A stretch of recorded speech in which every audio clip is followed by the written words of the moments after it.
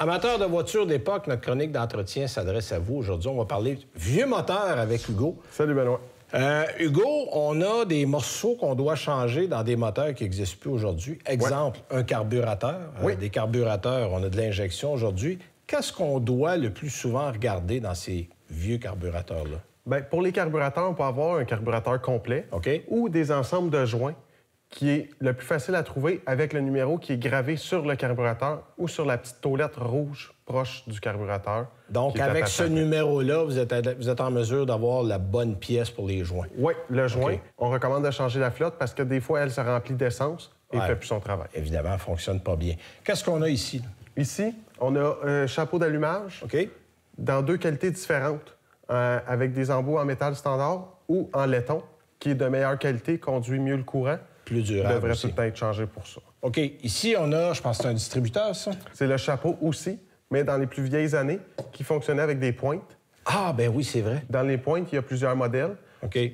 La pointe seule, avec le condenseur, ou sinon, on a la version performance, qui dure plus longtemps. En fait, idéalement, on devrait toujours acheter celle-là qui est plus durable. Oui, on la changerait moins souvent. Puis, qualité, ça existe aussi dans le filage, dans les câbles. Oui, si on y va dans une grande marque, comme Blue Street ou NGK, on se trompe pas. OK. Puis ça va faire la job. Parlant d'NGK, on a des bougies. Puis ça aussi, il y a différentes catégories. Et encore une fois, avec le numéro spécifique d'identification, vous allez être capable d'avoir les bonnes bougies. Oui, avec le véhicule, on y va avec les specs d'origine. OK. Donc, on peut y aller avec du NGK dans un Chevrolet. On n'est pas obligé de prendre du AC Delco. OK. Mais AC Delco aura toujours le bon produit Chevrolet, évidemment. Des alternateurs, parce que les vieux alternateurs ne développaient pas beaucoup de puissance. Aujourd'hui, on a des alternateurs de même dimension qui développent beaucoup plus de puissance. Oui, on a des alternateurs dans le neuf.